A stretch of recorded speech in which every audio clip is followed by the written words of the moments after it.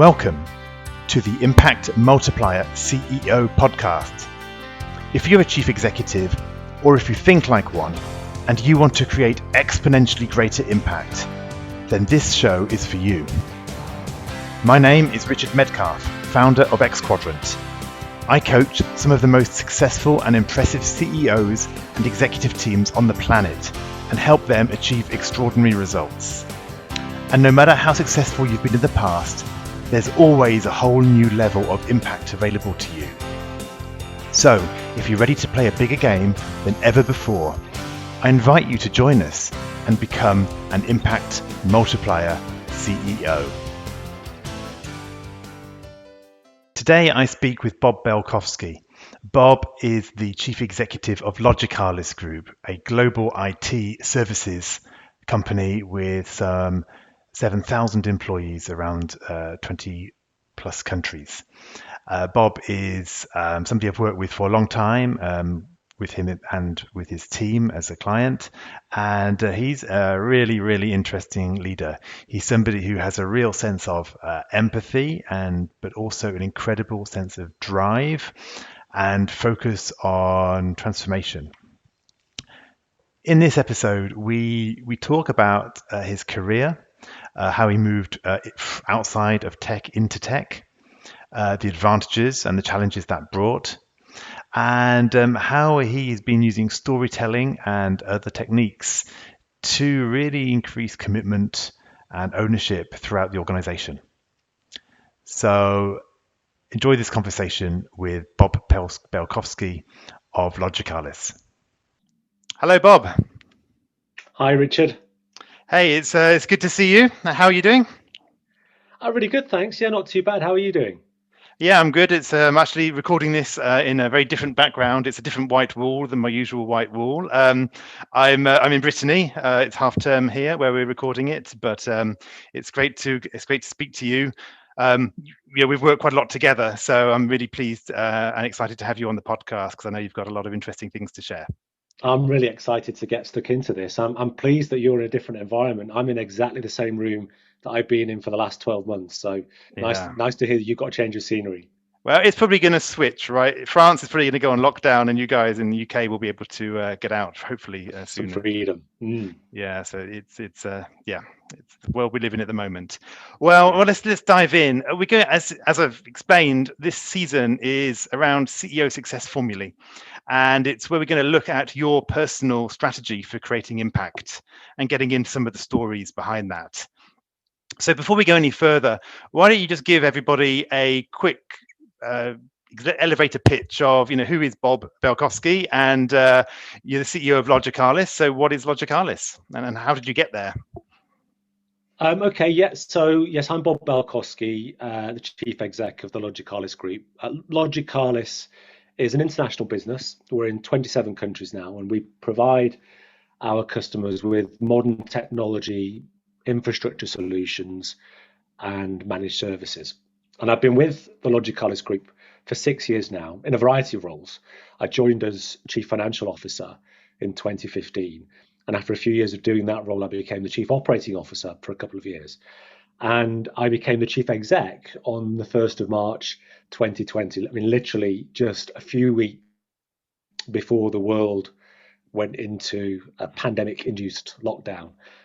So for the last 12 months, as I say, I've been in this very room where I'm talking to you from now. Before joining Logicalis, actually, I had the opportunity to work in a variety of different industries outside of the technology world. I worked for the travel industry for several years. That was a role based in Florida in the USA. That was very exciting. And before that, I worked for another completely different industry, the plumbing and heating industry. And I worked for that company for many years, but based in Zurich, in Switzerland. So I've done a variety of international roles. I mean, right back to the earliest part of my career, where I started with Price Waterhouse, and I did several years for them based in Australia. So I've enjoyed the international aspects of my role, and it's great to be with an international business so that in normal times, I get to travel and see my teams around the world and see them operating in their own environments. That's really interesting, right? Because you're now running this digital transformation company in the tech sector, and yet you've also got this variety, both in terms of being not just CEO now, but also COO, CFO, finance background, and then also this industry diversity. And it's interesting. There can be a bit of snobbery perhaps in the tech sector, right? Which is like, if you're not a hardened engineer through and through, then can you really make it in this sector, right? And yet seeing in you, there's somebody who's, say, you're in plumbing and other areas, and now are kind of making it in technology. So I just kind of wonder, how do you look at that? How do you look at that that journey? Was that a hard shift when you changed sector, or did you find that your success formulae, if you like, is independent of the sector, right? I mean, is it a benefit to have that diversity, or is it actually a hurdle to overcome? I think it's both in many respects. I think there are some similarities between the business models in the various industries that I've worked in. I mean, it's not directly overlapping, but there are some similarities, which is helpful. But clearly, the end product is very, very different.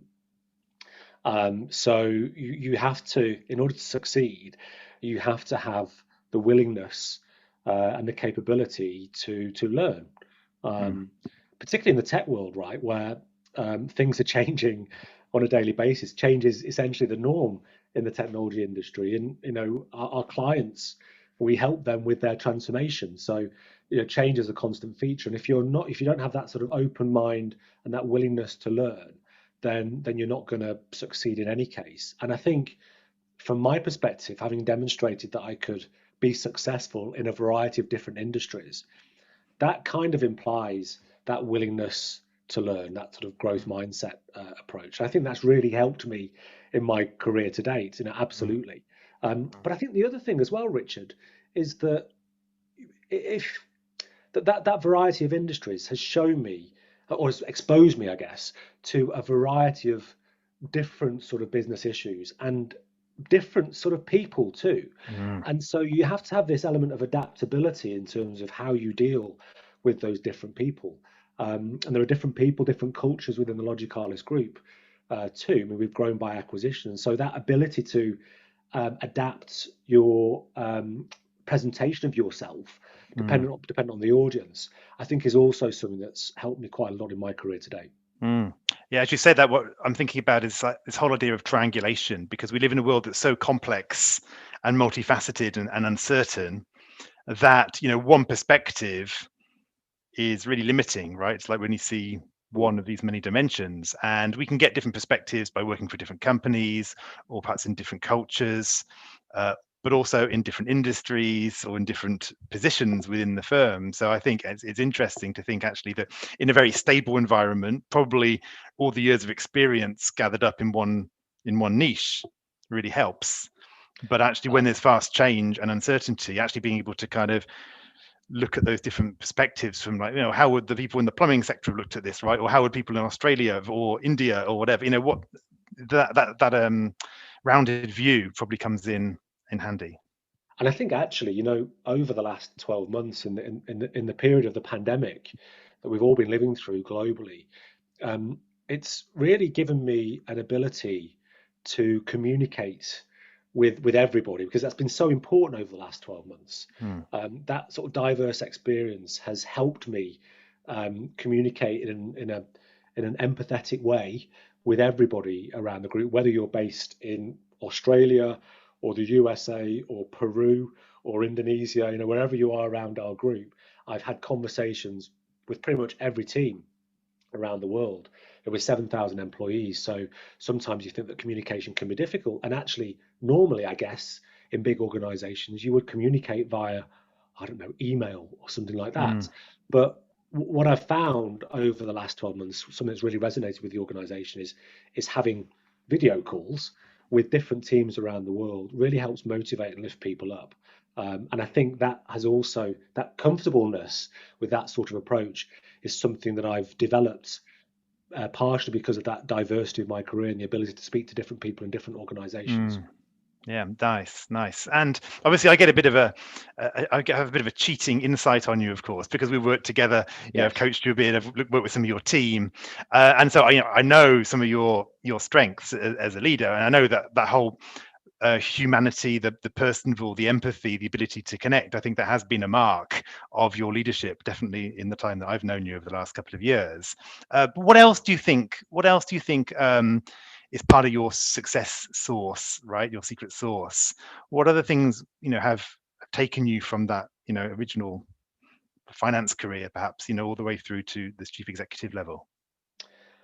Yeah, I think beyond the willingness to learn, um, I think one of my other sort of strengths or developed strengths, let's say, is is coupled with that, and it's the ability to listen.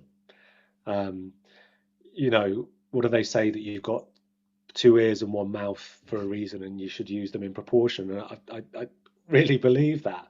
I don't think you can make decisions, conclude on decisions. I don't think you can develop as an individual. I don't think you can learn, or rather, the easiest way to learn is if you give people the opportunity to talk and you don't stifle debate.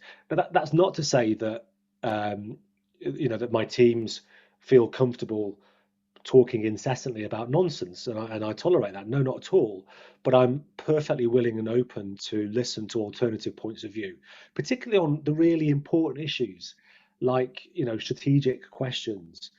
How do we transform our organization? How do we help a specific customer with their transformation issues? Um, there's never one right answer to these things, and I think the ability to open up debates and the ability to listen, but then of course the ability to conclude, is another sort of factor that's led me to this position. And as a consequence of that willingness to learn and that willingness to listen, I think the engineers in the organisation that you referenced earlier Mm, really respect that, and I think mm, they really appreciate that. There's somebody leading the organisation that is open-minded, and whilst there is a vision in place, everything, absolutely everything, has to be adaptable. We have to be pragmatic, and I think that sort of approach has resonated really nicely with the organisation. mm. Yeah, it's interesting. How do you manage to do that? Do you have does it just is that just something that comes naturally, or are there moments where you kind of have to hold back, perhaps on your own agenda or things that you think really need to be done in order to listen? Yeah, I mean, there's a great phrase that you've used several times in many of our coaching sessions, which I really love, and it's the slowing down to speed up uh, Mm, piece. So, like everybody, I think, in the world, um, it's always tempting. I'm always tempted to form a conclusion before we've had the debate, and you can come in with some preconceived ideas, and it's very difficult to stifle um, that cry of everybody be quiet, I've got the answer. Um, but you have to do that. You have to force that inside of you and not let that out, because it's highly likely that during the course of the debate, your original preconception will be changed and will shift dramatically. Um, and so if you don't have that ability to stay quiet, to just slow down and not leap to mm, leap to the answer or the conclusion in advance. If you can't do that, then it's likely that you'll get to the wrong conclusion. I always think it's worthwhile hearing people out and hearing their perspectives. Now, sometimes, admittedly, to get the debate going, you have to be a little bit provocative occasionally, mm, and that means that sometimes you might have to put your idea on the table or put something that's uh, stretching for the organisation to accept, to get them to push back and debate more freely overall, because you've got to get the mm. discussion going in the first Yeah. instance. But that's the hardest thing, is to sort of stifle that cry that I've got the answer. Um, and Yeah. so it's not easy. I mean, none of it's easy. Um, Even the idea Interesting. about learning, I mean, it sounds very nice, right? Mm, I love to learn. Of course, who doesn't love to learn? But I think even that is, if it's not difficult, then I think you're not pushing yourself. You're not learning in mm, reality. I mean, mm. you play the guitar, right, Richard? Yeah, that's right. And Yeah.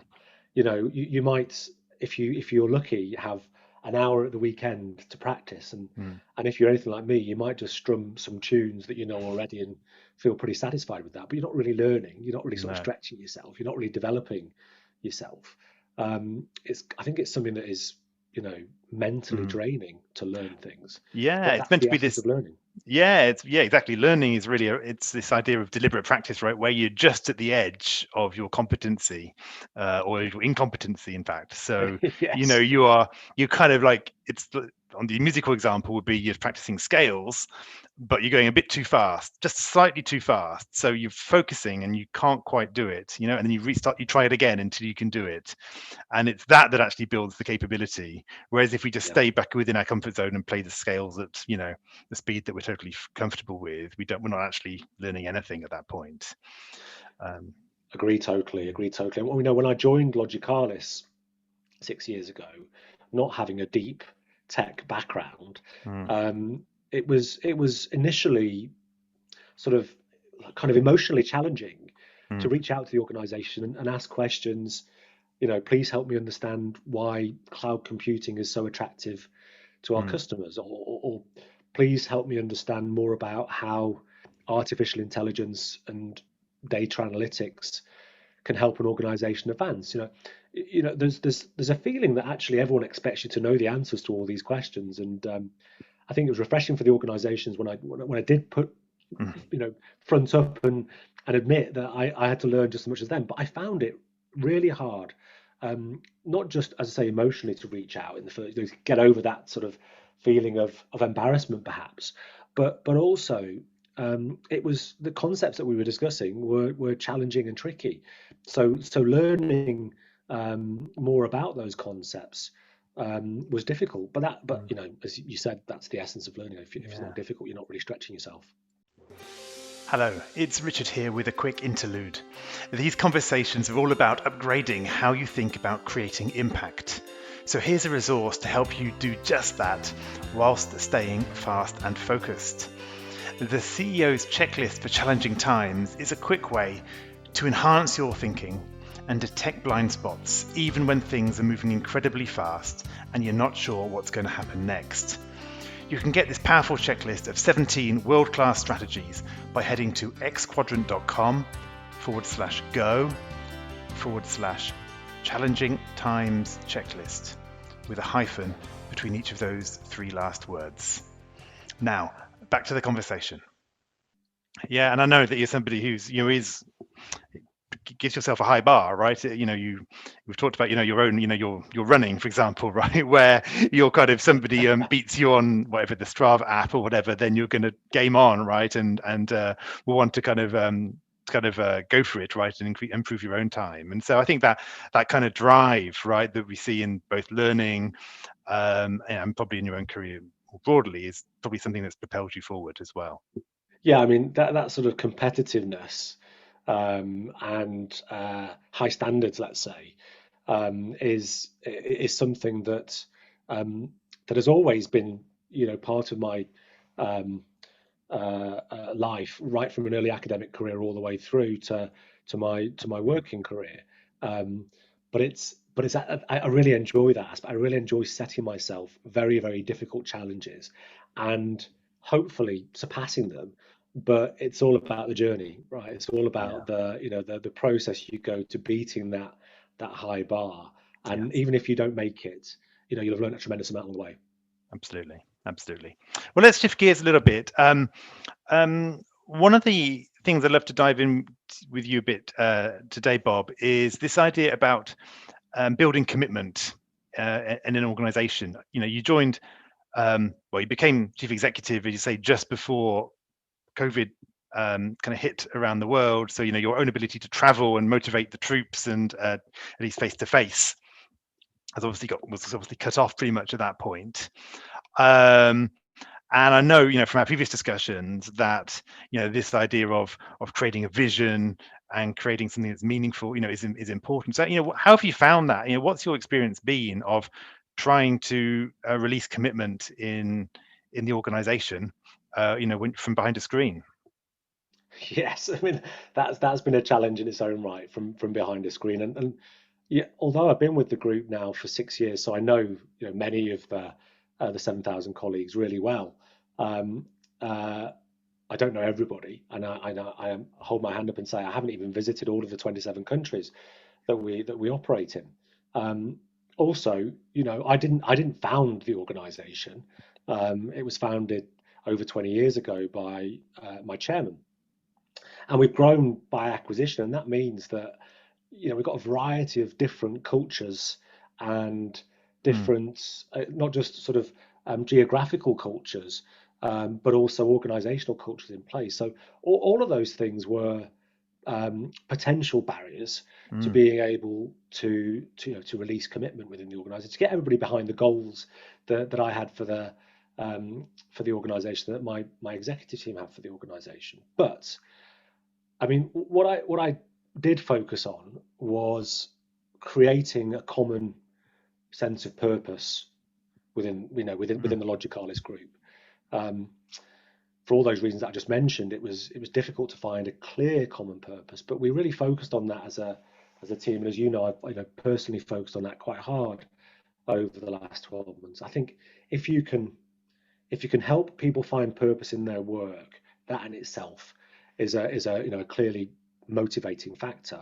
And the way Yes. I've characterized it within our organization is that our purpose is to remove complexity from our clients' operating environment, allowing them to focus on their mission, their purpose Mm, overall. And when I talk to my organization about it, I try to bring that to life with a couple of case studies, real life mhm. examples of where we've enabled that outcome for a client. And one So story can that you, I yeah, give me an example. It'd be great to kind of hear about how you take that. I get it, reducing complexity, help your customers focus on what's important for them. Yeah, how do you bring that to life? What would be the kind of well, story that you? well, no, you're absolutely right there, Richard. Removing complexity from a client's operating environment and allowing them to focus on their mission is not something that really makes people jump out of bed and go to work. It's a little bit dry, so I like to bring it to life with, some stories sometimes. And one story in particular that I like to tell is that one day we took a course about 18 months ago from a CIO who was the CIO for a public sector department in one of our overseas territories, and him and his chief executive were responsible, along with the rest of the department, for providing care services to the most vulnerable members of that society. That's people like victims of domestic abuse, or kids that need special support, or the homeless, really vulnerable members of society. And the trouble was that caseworkers were so bogged down with administrative tasks and paperwork that they weren't able to spend as much time as they would have liked helping those vulnerable members of that society. So we engaged with that organization. We understood the outcome that they wanted to achieve, which was they wanted their caseworkers to spend more time working with the vulnerable people. And we re-engineered their whole IT operating environment to make it much more simple. We created an application for caseworkers to submit their reports more easily. And the end outcome of this was that those caseworkers were indeed able to spend far more time supporting those vulnerable members of society. So I say to my organization, you made that outcome happen. You should be so proud of yourselves because you took away that complexity that was preventing that organization deliver on its own goals. And as a consequence, you've contributed to helping the vulnerable members in that local jurisdiction. Mm. And stories like that really resonate with the organisation around the world. And so, that's why I like to bring it to life with that sort of storytelling activity. That's one of the best ways I think to bring in commitment and motivation out of people. Yeah, it's really interesting because I actually had a couple of things there. The first thing was actually, one of the other impact multipliers is eliminating noise. And in a sense, what you're doing is helping your customers eliminate the noise of all the admin in that case, right? So that they were freed up for their next level of impact, right? But then the other thing I heard is that, yeah, there's that emotional side, right? Like this is not just an IT infrastructure project, it is that, but it's also this real outcome in real people's lives. And I think when you can tap into that, then people start to see the why. Yes. Well, Yeah, I know absolutely. when I was at Cisco, John Chambers, CEO of Cisco at the time, would always be telling these kind of stories, right? Of this is what Cisco's plumbing, effectively, right? Internet plumbing, routers and switches in the network. This was actually the outcome. And it was incredible because people really started to make the connection and realize, yeah, this is, it's not just a box with flashing lights that we're selling here. It's actually an outcome in the real world, which is Yeah, so I mean that's the powerful. powerful thing, right? I mean everything that every organization does delivers, an outcome that ultimately has an emotional or a powerful connection with the employees. But it's actually finding the stories that you can tell to Mm, bring that to life. That's one of the harder parts. So, as I said earlier, that's something that I've really focused on over mm, the last 12 months of being chief exec. It's tricky to create a purpose for an organization. So it wasn't about trying to make something up. It was about trying to find the essence of what we do and demonstrate it with real life examples. And mm. we've had some success in that area. And again, I think another thing that's worth drawing out of that is one of my concepts is, I think, is this idea of high value activities, right? It's, I would say, what's the phone call you can make? What's the one thing you can do that's going to have this huge impact? And it actually, like, finding that story is a high value activity, right? It might feel, I'm sitting here with my, scratching my head, trying to think of a story or trying to find a good example to make this point. But actually, that's going to be implanted in all these employees, 7,000 employees, memory Yes. and motivation and everything else. It could be easy to think, I'll just do some emails, right? Or I'll just, write my report or whatever else I've got to be doing. But actually slowing down to find a story that actually is meaningful, that moves you and will move other people. I think it's a nice example of Mm. a nice high value activity that pays off. There's a related aspect to what you say there, and I totally agree with you. And it's on the high value activity of communication. And what Mm, I've learned over the last 12 months being chief executive, which I'd never really had exposure to in the past, is this reality that you can't over communicate. I've told that story so many times within our organization, but the num that it's not that people get bored of it, or it's not that people don't listen first time, but by repeating our purpose and bring it to life with similar stories over and over again, I think it helps drive clearer alignment, across the mm, entire organization, and it's demonstrable by our actions and not just a bunch of words that I put together. So that communication piece is something that I've really had to grapple with over the last 12 months, not least because of the pandemic induced um, lockdown environments that we're all operating in. So let's kind of wrap things up a little bit as we go to Mm. um, the future, really, Bob, because I think we've heard some great stuff there, right, around these high value activities, storytelling, communications, working on the outcome that creates commitment. We've talked about your ability to set yourself hard challenges, to continue to learn, um, to bring that diversity of experience to bear on new problems, to be open and listening. All this great stuff. Let's talk about the future, though. How would you love to multiply your own impact, or possibly the impact of the company, in the coming months or the coming years? Where's the next step for you? Mm. Well, we have a sort of an organizational objective that we're all aligned on now, and it's to grow our existing cloud services business by 10 times. It's a reasonable size already. And actually, when you look at it across the world, arguably it's one of the leading cloud services businesses. But we think there's an opportunity to grow that by 10 times over the next 5 years. And Mhm. that's a really stretching and Mm. challenging goal. But hey, if we get to 9 times, it'll still be a success, right? So Well, the yeah. 10 times is what we're aiming for, and that requires a different kind of thinking. And actually, what it really requires is um, some kind of transformation within the Mm. organization, not just from a performance perspective, but in terms of um, how we think about ourselves, how we align ourselves with the market, and so on. And we've got a variety of different cultures. We've got Mm. 7,000 colleagues around the group. So, you might think it's a real challenge, and of course it is. But, we consider ourselves to be the architects of change, in our customers' minds. And that's how we sell our services. We can enable your digital transformation. We can be the architect of your change. So we help thousands of customers with that every year. So we're good at this, right?